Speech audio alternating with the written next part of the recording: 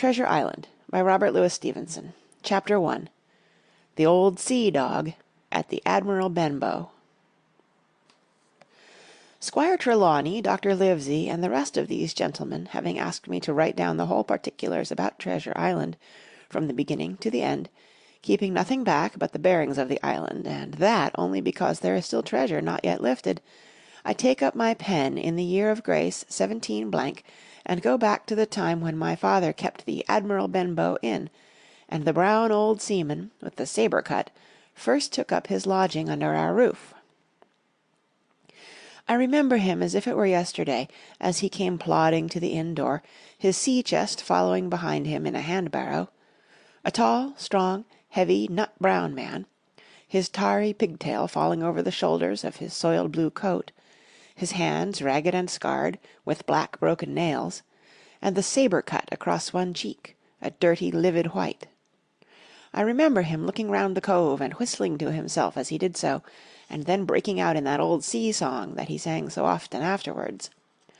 15 men on the dead man's chest, yo-ho-ho, and a bottle of rum, in the high old tottering voice that seemed to have been tuned and broken at the capstan bars. Then he rapped on the door with a bit of stick like a handspike that he carried, and when my father appeared, called roughly for a glass of rum. This, when it was brought to him, he drank slowly, like a connoisseur, lingering on the taste, and still looking about him at the cliffs and up at our signboard. "This is a handy cove," says he at length, "and a pleasant situated grog shop. Much company, mate?" My father told him no, very little company, the more was the pity.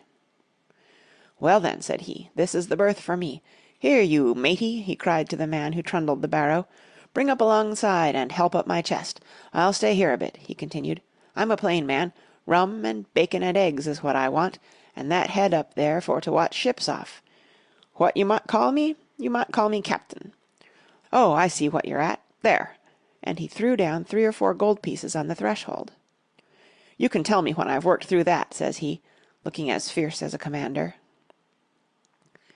And indeed, bad as his clothes were, and coarsely as he spoke, he had none of the appearance of a man who sailed before the mast, but seemed like a mate or skipper, accustomed to be obeyed or to strike. The man who came with the barrow told us the mail had set him down the morning before at the Royal George, that he had inquired what inns there were along the coast, and hearing ours well spoken of, I suppose, and described as lonely, had chosen it from the others for his place of residence. And that was all we could learn of our guest. He was a very silent man by custom. All day he hung round the cove or upon the cliffs with a brass telescope. All evening he sat in a corner of the parlour next the fire, and drank rum and water very strong. Mostly he would not speak when spoken to, only look up sudden and fierce, and blow through his nose like a foghorn, and we and the people who came about our house soon learned to let him be. Every day when he came back from his stroll he would ask if any seafaring men had gone by along the road. At first we thought it was the want of company of his own kind that made him ask this question, but at last we began to see he was desirous to avoid them. When a seaman put up at the Admiral Benbow, as now and then some did, making by the coast road for Bristol, he would look in at him through the curtained door before he entered the parlour, and he was always sure to be as silent as a mouse when any such was present. For me, at least, there was no secret about the matter, for I was, in a way, a sharer in his alarms. He had taken me aside one day, and promised me a silver 4-penny on the 1st of every month, if I would only keep my weather eye open for a seafaring man with one leg, and let him know the moment he appeared.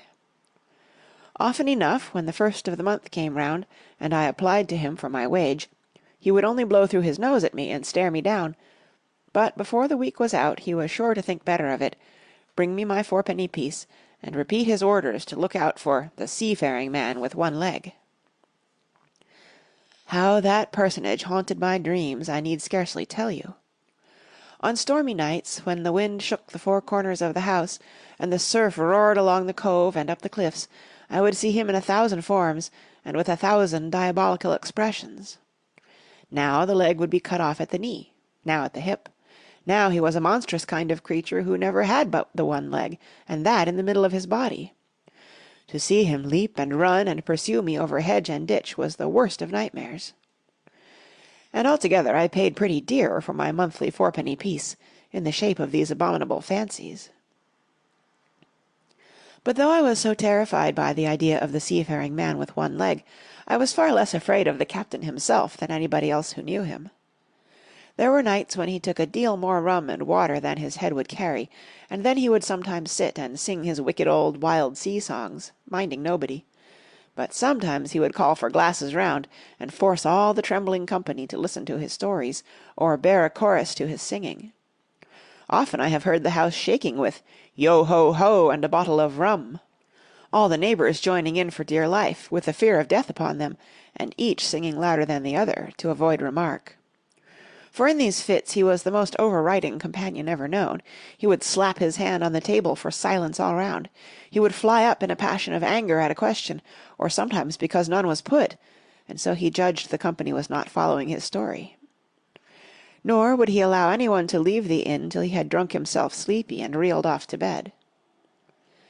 His stories were what frightened people worst of all. Dreadful stories they were, about hanging and walking the plank, and storms at sea, and the dry Tortugas, and wild deeds, and places on the Spanish Main.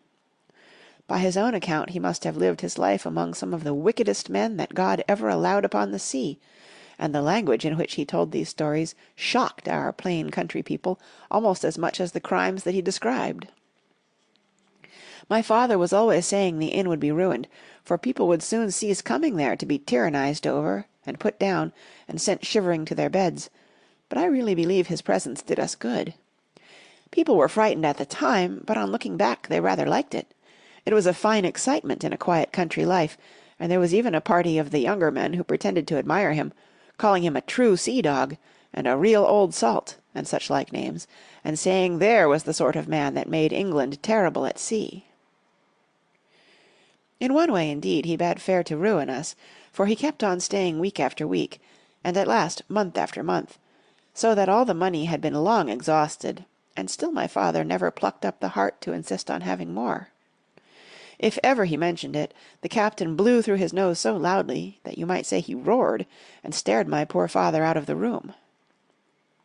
I have seen him wringing his hands after such a rebuff, and I am sure the annoyance and the terror he lived in must have greatly hastened his early and unhappy death. All the time he lived with us the captain made no change whatever in his dress, but to buy some stockings from a hawker. One of the cocks of his hat having fallen down, he let it hang from that day forth, though it was a great annoyance when it blew. I remember the appearance of his coat, which he patched himself upstairs in his room, and which, before the end, was nothing but patches. He never wrote or received a letter, and he never spoke with any but the neighbours, and with these, for the most part, only when drunk on rum. The great sea-chest none of us had ever seen open. He was only once crossed, and that was towards the end, when my poor father was far gone in a decline that took him off. Dr. Livesey came late one afternoon to see the patient, took a bit of dinner from my mother, and went into the parlour to smoke a pipe until his horse should come down from the hamlet, for we had no stabling at the old Benbow. I followed him in, and I remember observing the contrast the neat, bright doctor, with his powder as white as snow, and his bright black eyes and pleasant manners, made with the coltish country folk, and above all with that filthy, heavy, bleared scarecrow of a pirate of ours, sitting far gone in rum, with his arms on the table. Suddenly he, the captain that is, began to pipe up his eternal song. 15 men on the dead man's chest, yo-ho-ho, and a bottle of rum. Drink, and the devil had done for the rest, yo-ho-ho, and a bottle of rum. At first I had supposed the dead man's chest to be that identical big box of his upstairs in the front room, and the thought had been mingled in my nightmares with that of the one-legged seafaring man. But by this time we had all long ceased to pay any particular notice to the song. It was new that night to nobody but Dr. Livesey, and on him I observed it did not produce an agreeable effect, for he looked up for a moment quite angrily before he went on with his talk to old Taylor, the gardener, on a new cure for the rheumatics. In the meantime the captain gradually brightened up at his own music, and at last flapped his hand upon the table before him in a way we all knew to mean Silence. The voices stopped at once, all but Dr. Livesey's. He went on as before, speaking clear and kind, and drawing briskly at his pipe between every word or two. The captain glared at him for a while, flapped his hand again, glared still harder, and at last broke out with a villainous low oath. "Silence there, between decks!" "Were you addressing me, sir?" says the doctor, and when the ruffian had told him, with another oath, that this was so, "I have only one thing to say to you, sir," replies the doctor, "that if you keep on drinking rum, the world will soon be quit of a very dirty scoundrel." The old fellow's fury was awful.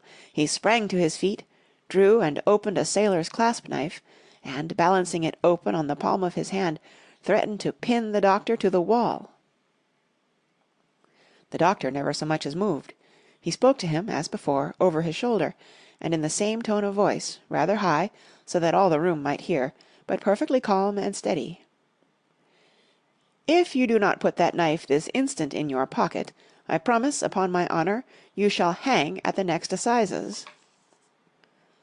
Then followed a battle of looks between them, but the captain soon knuckled under, put up his weapon, and resumed his seat, grumbling like a beaten dog. "And now, sir," continued the doctor, "since I now know there's such a fellow in my district, you may count I'll have an eye upon you day and night. I'm not a doctor only, I'm a magistrate, and if I catch a breath of complaint against you, if it's only for a piece of incivility like to-night's, I'll take effectual means to have you hunted down and routed out of this. Let that suffice." Soon after, Dr. Livesey's horse came to the door, and he rode away, but the captain held his peace that evening, and for many evenings to come. End of Chapter 1.